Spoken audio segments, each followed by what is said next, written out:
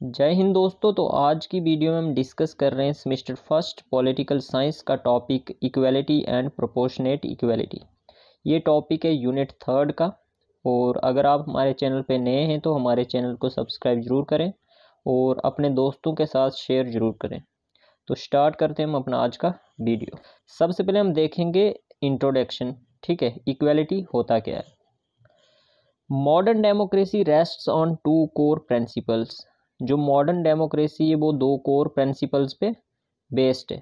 ठीक है, वो कौन कौन से हैं? दो fundamental principles, liberty and equality. ठीक है, equality means that all individuals should receive identical treatment and enjoy equal rights. ठीक है, अगर बेसिकली इक्वालिटी का मतलब अगर हम देखें तो वो क्या है कि हर एक जो इंडिविजुअल है उसे आइडेंटिकल ट्रीटमेंट मिलना चाहिए, यानी इक्वल राइट्स मिलने चाहिए हर एक इंडिविजुअल को। ठीक है, जो एक आदमी को मिल रहे हैं वो ही दूसरे को मिलने चाहिए। While historical declarations like American declaration of independence all man are created equal and the French declaration of rights of man emphasize equality, absolute equality is not practical due to natural differences among individuals. जबकि historical जो declarations हुई, ठीक है, बाद में, तो जैसे कि अमेरिकन डिक्लेरेशन ऑफ इंडिपेंडेंस हुई जब अमेरिका की जो है 15 जो स्टेट्स थी वो कॉलोनियल रूल से बाहर निकली, तो उन्होंने जो है ज़्यादातर किस चीज़ पे को प्रमोट किया, किस चीज़ पे जोर दिया?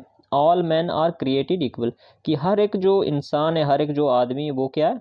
बराबर है। और फ्रेंच डिक्लेरेशन जो थी उसने भी ज़्यादातर किस चीज़ पे जोर दिया? इक्वलिटी पे। और इन सब का मानना था कि जो एब्सोल्यूट इक्वलिटी है वो प्रैक्टिकल नहीं है।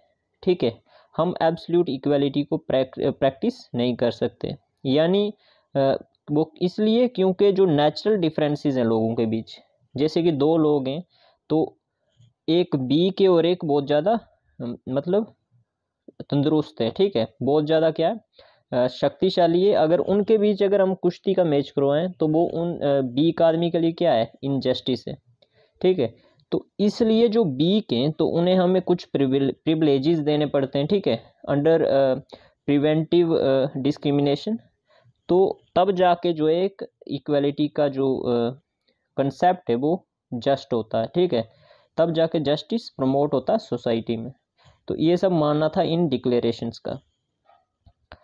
उसके बाद equality therefore is better understood as relative concept ensuring fairness and equal opportunities rather than identical treatment. तो इक्वलिटी का क्या मतलब हुआ कि इक्वलिटी क्या है?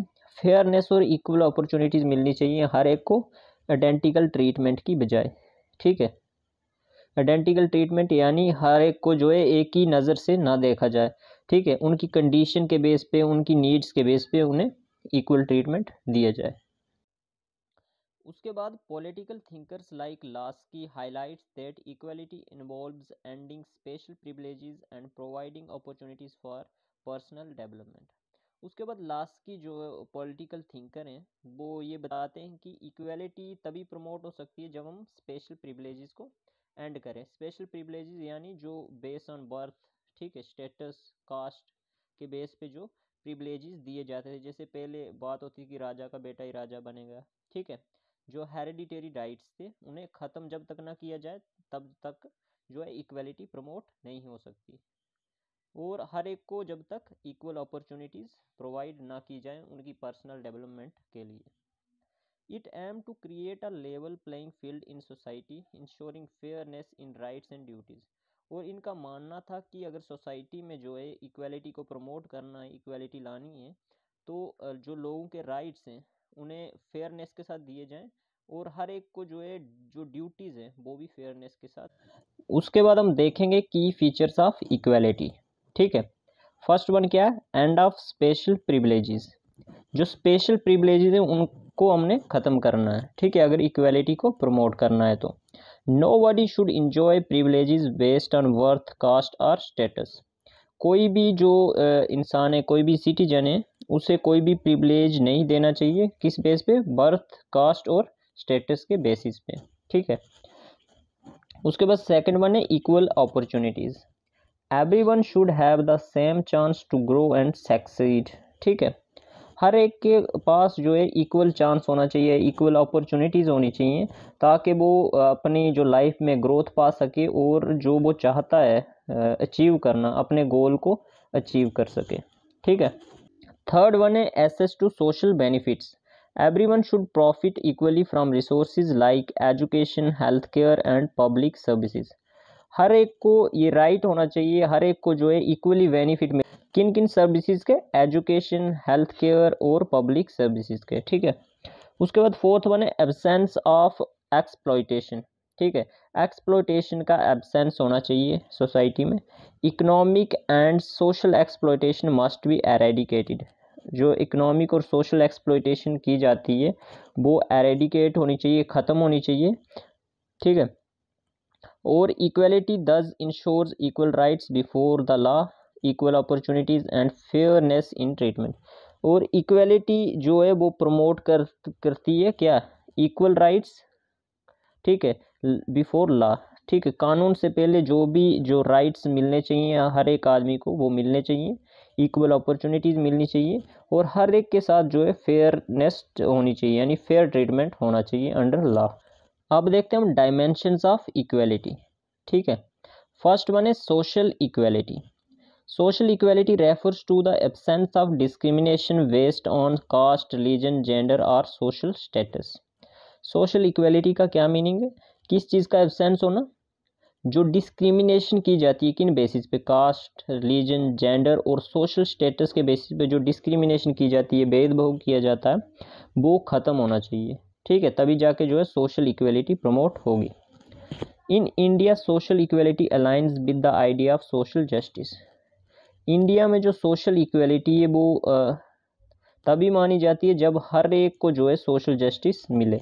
ठीक है, अगर सोशल जस्टिस नहीं मिलेगा तो सोशल इक्वेलिटी प्रमोट नहीं हो रही। ठीक है। Educational initiatives like those recommended by Kothari Commission emphasize the role of education in transforming societal attitudes। ठीक है। उसके बाद ऐसे एजुकेशनल इनिशिएटिव्स लेने चाहिए, ठीक है, जो कि सोसाइटी को ट्रांसफॉर्म करें। ठीक है, जो सोसाइटी के जो लोग हैं, सिटीजन्स हैं, उनका जो नज़रिया है उसे चेंज करें। ठीक है, उनके आसपास के लोगों को लेकर, अपनी सराउंडिंग्स को लेकर उनकी जो सोच है उसे ट्रांसफॉर्म करें थ्रू एजुकेशन। ऐसे इनिशिएटिव्स जो है लेने चाहिए सोसाइटी में। ठीक है, जैसे कि कोथारी कमीशन के दौरान लिए गए। कोथारी कमीशन जो थी, एजुकेशन कमीशन बिठाई गई थी इंडिया में। ठीक है, जो under DS Kothari, I think DS Kothari की मेंबरशिप के अंडर थी ये कमीशन। और इस कमीशन का जो मेन एम था वो क्या था, ट्रांसफॉर्म करना इंडिया के एजुकेशन सिस्टम को। इसका एक मैं स्क्रीनशॉट लगा लूँगा डिटेल में, वो आप पढ़ लेना। ठीक है, कोथारी कमीशन के बारे में। सेकंड वन है economic equality. Economic equality means reducing income disparities and preventing the concentration of wealth in few hands. उसके बाद इकोनॉमिक इक्वेलिटी को प्रमोट करना है। इकोनॉमिक इक्वेलिटी तभी आ सकती है जब हम इनकम डिस्पैरिटीज को रिड्यूस करेंगे। ठीक है, और प्रिवेंट करेंगे कि एक ही हाथ में जो है पूरी वेल्थ ना जाए। ऐसी पॉलिसीज़, ऐसे रूल्स बनाने चाहिए, ऐसी इकोनॉमिक पॉलिसीज़ लॉन्च करनी चाहिए। ठीक है, ऐसे इनिशिएटिव्स लॉन्च करने चाहिए ताकि जो वेल्थ है वो बहुत सारे जो लोगों के बीच डिस्ट्रीब्यूट हो, एक हाथ में जाने की बजाय। ठीक है, ऐसी पॉलिसीज़ बनानी चाहिए, तब जाकर जो है हमारी इकोनॉमिक इक्वेलिटी प्रमोट होगी। की goals of economic equality include meeting everyone's basic needs, जैसे फूड, शेल्टर और क्लोथिंग। यानी हर एक को जो है बेसिक नीड्स प्रोवाइड होनी चाहिए, जैसे फूड, शेल्टर और क्लोथिंग हर एक व्यक्ति को, हर एक सिटीजन को प्रोवाइड होना चाहिए। एंडिंग इकोनॉमिक एक्सप्लॉयटेशन, जो इकोनॉमिक एक्सप्लॉयटेशन है यानी एक ही हाथ में जो है पूरी वेल्थ जाना। ठीक है, कैपिटलिस्ट्स का रूल होना। ठीक है, तो ये सब जो एक्सप्लॉयटेशन है वो ख़त्म होनी चाहिए। Rewarding people Fairlie based on their efforts and contribution, और जो लोगों को रिवार्ड करना है उन्हें जो फेयरली जो है उन्हें रिवॉर्ड देना, यानी जितना वो काम करेंगे उतना उन्हें मिलना चाहिए। ठीक है। Thinkers argue that political equality is meaningless without economic equality. उसके बाद कुछ थिंकर्स का कहना है कि पॉलिटिकल इक्वलिटी प्रमोट नहीं हो सकती अगर आप इकोनॉमिक इक्वलिटी को प्रमोट ना करोगे तो। ठीक है, पॉलिटिकल इक्वलिटी को प्रमोट करने के लिए इकोनॉमिक इक्वलिटी का सोसाइटी में होना बहुत ज़्यादा ज़रूरी है। ठीक है, और इसके बगैर जो है पॉलिटिकल इक्वलिटी मीनिंगलेस है। उसके बाद नेक्स्ट है political equality. In a democracy political equality ensures equal rights to vote, contest elections and participate in decision making. Democracy में जो है पॉलिटिकल इक्वलिटी मिलती है, और पॉलिटिकल इक्वलिटी का जो मीनिंग है वो क्या है कि हर एक जो व्यक्ति है, किसी भी देश का सिटीजन है, उसे राइट टू वोट होना चाहिए, उसे ये राइट होना चाहिए कि वो कॉन्टेस्ट कर पाए, इलेक्शन लड़ पाए और पार्टिसिपेट कर पाए डिसीजन मेकिंग प्रोसेस में। ठीक है, कोई भी जो डिसीजन लिया जा रहा है देश के लिए, कोई भी जो पॉलिसी बनाई जा रही है, उसमें उसका जो है पार्ट होना चाहिए, तब जाकर जो है पॉलिटिकल इक्वलिटी प्रमोट होती है। उसके बाद everyone regardless of gender, caste and religion should have the right to participate in political process. उसके बाद हर एक को जो है पॉलिटिकल प्रोसेस में जो है पार्टिसिपेट करने का मौका मिलना चाहिए, बगैर उसका जेंडर देखे, बगैर उसकी कास्ट देखे और उसका रिलीजन देखे। ठीक है, उसके बाद political equality does not mean everyone has equal power but ensure equal access to political rights. Political equality का ये मतलब नहीं कि हर एक को जो है बराबर ही पावर दी जाए, यानी जो चीफ मिनिस्टर की पावर है तो वो हर एक व्यक्ति को, ये नहीं है। पॉलिटिकल इक्वलिटी का ये मतलब है कि ये मीनिंग है कि जो पॉलिटिकल राइट्स हैं, ठीक है, जैसे right to vote, right to contest election, वो हर एक को बराबरी का हक जो है मिलना चाहिए बगैर किसी डिस्क्रिमिनेशन के। ठीक है, ये है पॉलिटिकल इक्वालिटी। फोर्थ वन है legal equality. Legal equality means all individuals are equal before the law and are entitled to its equal protection. Legal equality का मतलब ये है कि हर एक इंडिविजुअल को जो है इक्वल देखा जाना चाहिए कानून के नीचे, और हर एक को जो है इक्वल प्रोटेक्शन मिलनी चाहिए, ठीक है, कानून की। जैसे कि article 14 of the Indian constitution enshrines both equality before law and equal protection of law. जैसे आर्टिकल 14 जो है इंडियन कॉन्स्टिट्यूशन का, वो हर एक व्यक्ति को जो है इक्वली देखता है लॉ के अंडर, और हर एक को के जो लॉ है, हर एक के जो राइट्स हैं, उन्हें इक्वल प्रोटेक्शन देता है। उसके बाद temporary measures like reservation for disadvantage groups are not violations of legal equality but step to ensure fairness. और जो टेम्परेरी मेजर्स हैं, जैसे रिजर्वेशंस डिसएडवांटेज ग्रुप्स को, वीकर सेक्शंस को, ठीक है, जो कि प्रिवेंटिव डिस्क्रिमिनेशन के अंडर आते हैं, तो वो कोई वायलेशन नहीं है लीगल इक्वलिटी का, बल्कि एक स्टेप है किसकी तरफ, फेयरनेस की तरफ, ताकि जो नेचुरल इनइक्वालिटीज़ हैं, ठीक है, लोगों के बीच, उन्हें बराबरी से जो है आगे बढ़ाया जाए।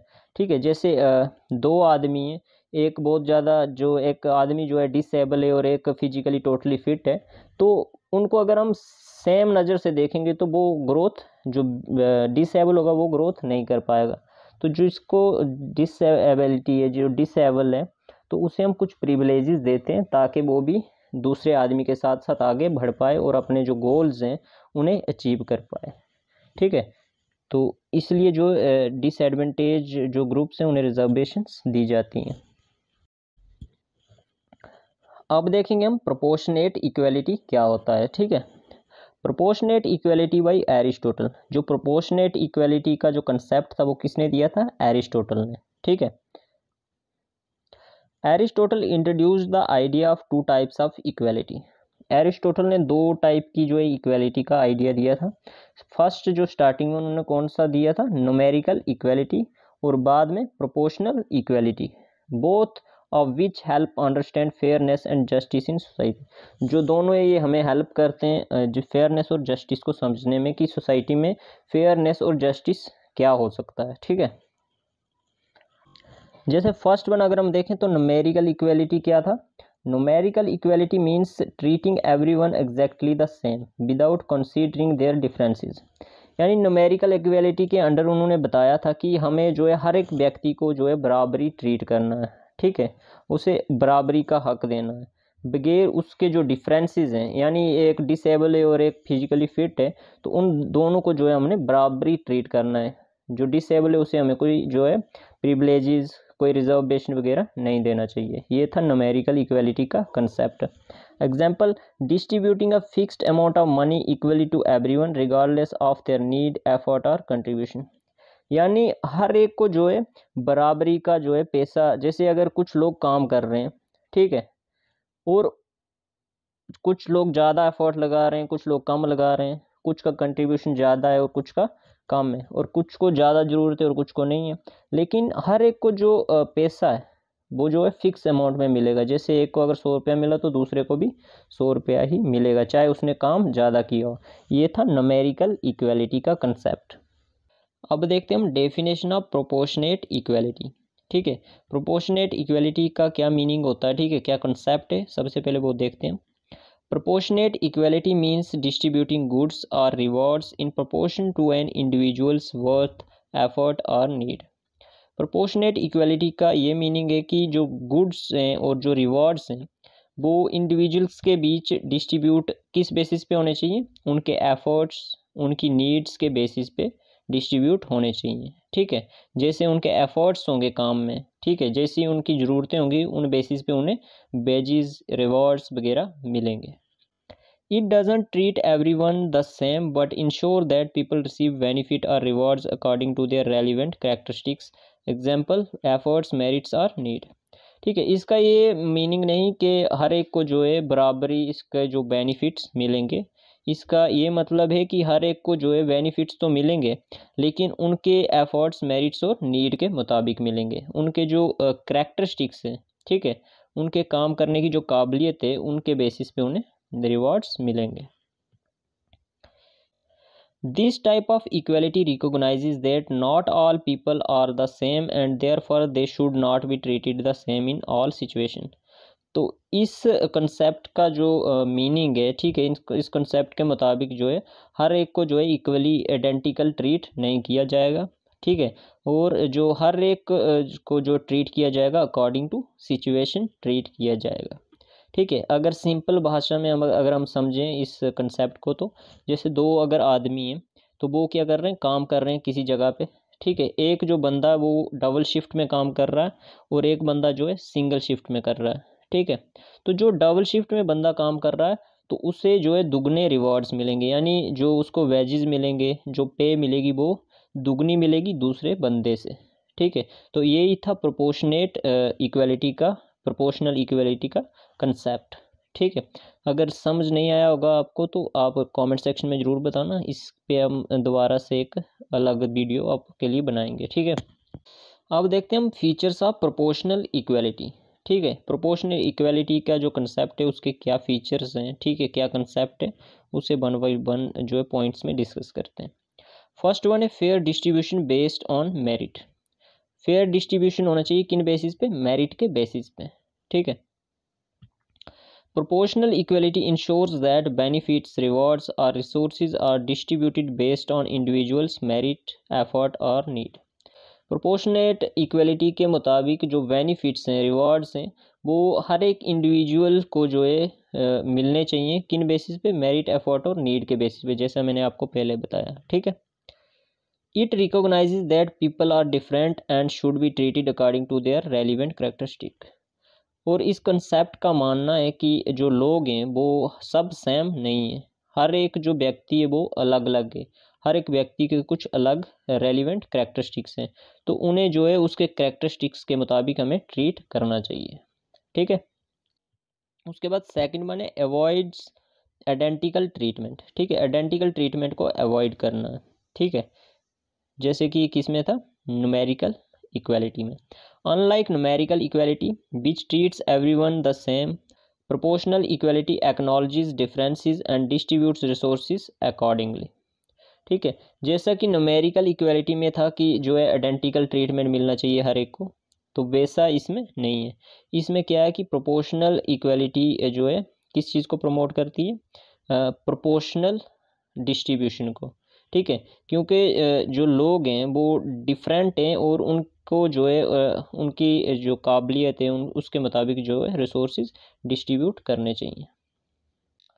उसके बाद people are not treated identically what are given what is due to them based on their contribution और रिक्वायरमेंट्स। और जो लोग हैं उन्हें आइडेंटिकली ट्रीट नहीं करना है क्योंकि वो आइडेंटिकल नहीं है, इसलिए उन्हें वो मिलना चाहिए जो वो डिज़र्व करते हैं। ठीक है। थर्ड वन है proportional allocation. Resources or rewards are distributed in proportion to an individual's effort, ability, or need. Example, if one person contributes more to a project, they receive a greater share of the reward. ठीक है, तो proportional allocation होना चाहिए। ठीक है, जैसे कि example में अगर हम देखें तो एक पर्सन जो है ज़्यादा कंट्रीब्यूट कर रहा है किसी प्रोजेक्ट में, तो उसे उतना ही ज़्यादा रिवॉर्ड मिलना चाहिए दूसरों के मुताबिक। ठीक है, दूसरों के कंपैरिजन में। ठीक है, उसके बाद फोर्थ वन है जस्टिस थ्रू फेयरनेस।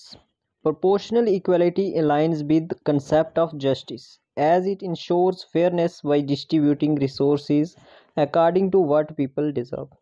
जो प्रोपोर्शनल इक्वलिटी वो किसके साथ अलाइन है, किस कंसेप्ट के साथ, जस्टिस के साथ। ठीक है, प्रोपोर्शनल इक्वलिटी जो है जस्टिस को प्रमोट करती है। इसका जो मीनिंग है वो क्या है कि जो फेयरनेस के साथ जो है हमें रिसोर्सेज को डिस्ट्रीब्यूट करना चाहिए, जो कि डिफरेंट इंडिविजुअल जो डिफरेंट करेक्टरिस्टिक्स के साथ जो डिज़र्व करते हैं उन्हें वो मिलना चाहिए। It prevents injustices that could arise from treating unequal individuals the same. ठीक है, और जो प्रोपोर्शनल इक्वलिटी है वो इनजस्टिसेस को क्या करता है, प्रिवेंट करता है। ठीक है, वो किस कैसे, जो जैसे कि न्यूमेरिकल इक्वलिटी में जो है हम अनइक्वल इंडिविजुअल्स को भी जो है सेम ट्रीट कर रहे थे, ऐसा इस प्रोपोर्शनल इक्वलिटी में नहीं होता है। ठीक है, तो इस वजह से जो है जस्टिस प्रमोट होता है और इनजस्टिस को प्रिवेंट किया जाता है। फिफ्थ वन है context specific fairness. Context specific fairness का मीनिंग क्या है? Proportional equality applies differently depending on the context and consider the circumstances of the individuals. जो प्रोपोर्शनल इक्वलिटी है वो डिफरेंटली अप्लाई की जाती है डिफरेंट कॉन्टेक्स्ट के बेसिस पे। ठीक है, जैसे इकोनॉमिक, लीगल और एजुकेशनल सिस्टम है, तो इन डिफरेंट कॉन्टेक्स्ट पे डिफरेंटली जो है इस इक्वलिटी को अप्लाई किया जाता है। और जो इंडिविजुअल के सर्कमस्टेंसेस हैं, उसकी कंडीशन कैसी है, उन बेसिस को, उन चीज़ों को जो है कंसीडर किया जाता है और उसके मुताबिक जो उसे जो है ट्रीटमेंट दिया जाता है, उसे रिवॉर्ड्स दिए जाते हैं। For example, students may receive scholarship based on academic performance और financial need reflecting their individual situations. जैसे एक स्टूडेंट है तो वो क्या है, उसे स्कॉलरशिप मिलती है किन बेसिस पे, एकेडमिक परफॉर्मेंस के बेसिस पे, यानी वो बहुत ज़्यादा मार्क्स लाता है। ठीक है, तो उसको उस बेसिस पे जो है स्कॉलरशिप मिली। तो ऐसे ही एक स्टूडेंट है जिसकी जो फाइनेंशियल कंडीशन बहुत ज़्यादा सही नहीं है, तो उसे भी सेम स्कॉलरशिप मिलेगी, चाहे उसका चाहे उसने जो है मार्क्स कम लाए हों। तो प्रोपोर्शनल इक्वलिटी जो है इंडिविजुअल की सिचुएशंस को देख के उसे ट्रीट करती है। ठीक है, इससे जो है सोसाइटी में जस्टिस प्रमोट होता है और इनजस्टिस जो है प्रिवेंट होते हैं।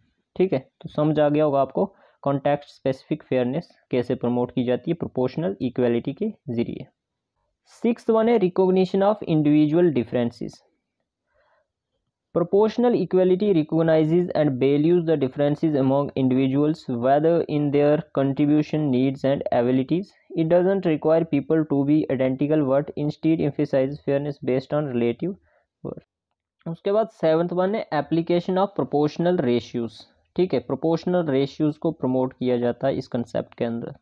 ठीक है, distributions are made according to ratios or proportions. ठीक है, प्रोपोर्शन तो रेशियोज के मुताबिक जो है डिस्ट्रीब्यूशन किया जाता है किसका, रिसोर्सेज का, अपॉर्चुनिटीज़ का, रिवार्ड्स का।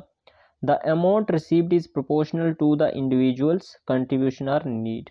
ठीक है, जो अमाउंट रिसीव किया जाएगा इंडिविजुअल के द्वारा वो उसके कंट्रीब्यूशन के प्रोपोर्शनल और रेशियो के बेस पे दिया जाएगा। ठीक है, example, if one persons contribution is double that of another, they should receive double the reward.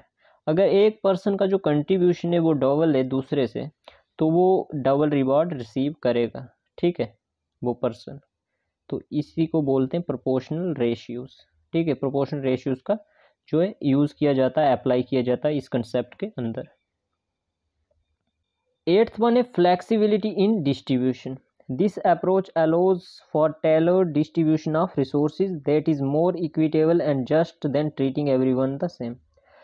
तो इस कंसेप्ट के अंदर जो है किसको फ्लेक्सिबिलिटी की जो अप्रोच है उससे अप्लाई किया जाता है डिस्ट्रीब्यूशन में, ताकि जो है हर एक को जो है इक्वली फेयरली जो है ट्रीट किया जाए और इक्वली जो उन्हें रिवॉर्ड्स मिल पाएँ, ना कि न्यूमेरिकल जो डिस्ट्रीब्यूशन था उसके मुताबिक, जैसे कि हर एक को जो है बराबरी का। 9th वन है sports social justice. Proportional equality can be an important tool for achieving social justice by ensuring that those who are less privileged or disadvantaged receive the necessary support to reach the equality। जो proportional equality है वो एक important tool है किसको achieve करने का, social justice को। वो कैसे, जो लेस प्रिविलेज्ड और डिसएडवांटेज सेक्शन ऑफ सोसाइटी है उससे ये जो है प्रोपोर्शनल इक्वलिटी जो है क्या करती है, सपोर्ट करती है ताकि वो इक्वलिटी तक पहुंच पाएँ, और जो बाकी जो सेक्शन ऑफ सोसाइटी हैं उनके साथ साथ कंधे से कंधा मिलाकर अपने जो गोल्स हैं, अपने जो वो चाहते हैं उसे अचीव कर पाएँ। For example affirmative actions are specific privileges for marginalized groups.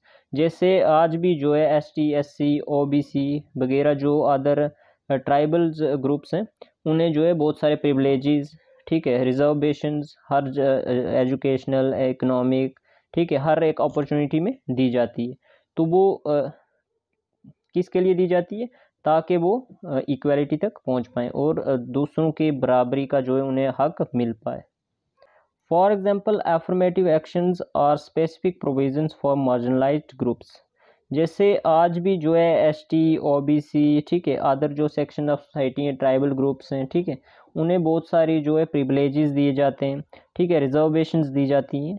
वो किसके लिए, ताकि वो जो अदर सेक्शन ऑफ सोसाइटी के साथ साथ आगे बढ़ पाएँ, ठीक है, वो पिछड़े ना रह जाएँ, ठीक है। तो इसलिए उन्हें बहुत सारे प्रिविलेजेस दिए जाते हैं।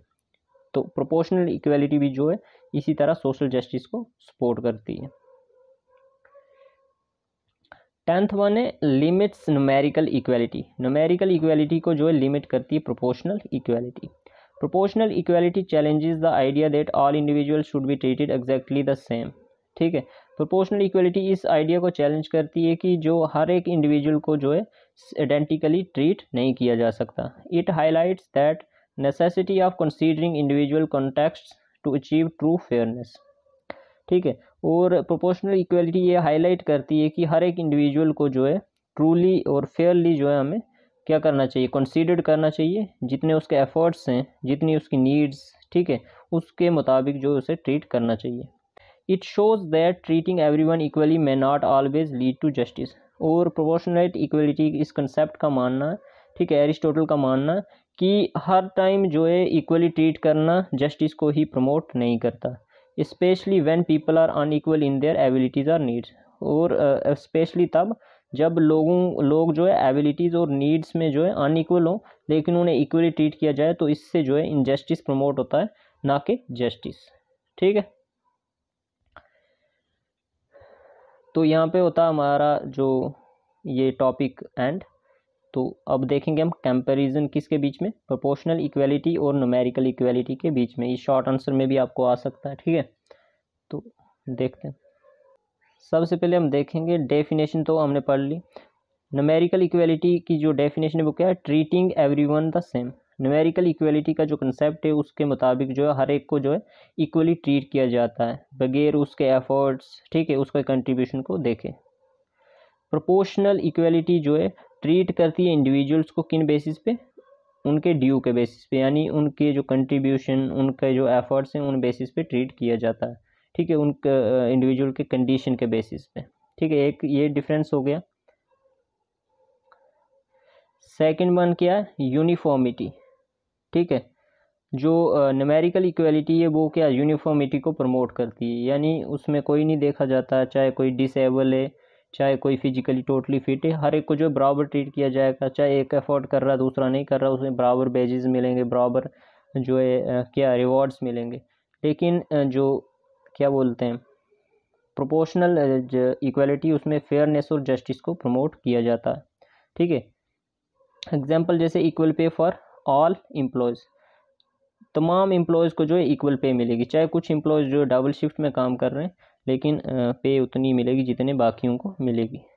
पे based on efforts and skills, लेकिन प्रोपोर्शनल इक्वालिटी में जो पे, जो रिवॉर्ड्स हैं वो उनके एफर्ट्स और स्किल के बेसिस पे मिलेगी। एक डिफरेंस ये हो गया।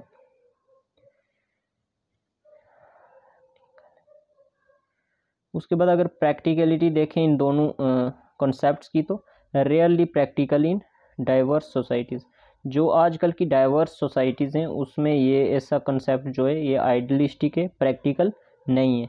और जो ये दूसरा कंसेप्ट है प्रोपोर्शनल इक्वालिटी का, ये बहुत ज़्यादा जो मोर अडॉप्टेबल है इन रियल वर्ल्ड सिनेरियोज, जैसे आजकल की डेमोक्रेसीज में जो है प्रोपोर्शनल इक्वालिटी को प्रमोट किया जाता है और इसे ही ज़्यादातर कंट्रीज़ में आज अडॉप्ट किया जा रहा है। ठीक है, तो ये थे कुछ डिफरेंसेस न्यूमेरिकल और किसमें, प्रोपोर्शनल इक्वालिटी में। ठीक है, इसको आप थोड़ा और जो है एलेबोरेट करके लिख सकते हो।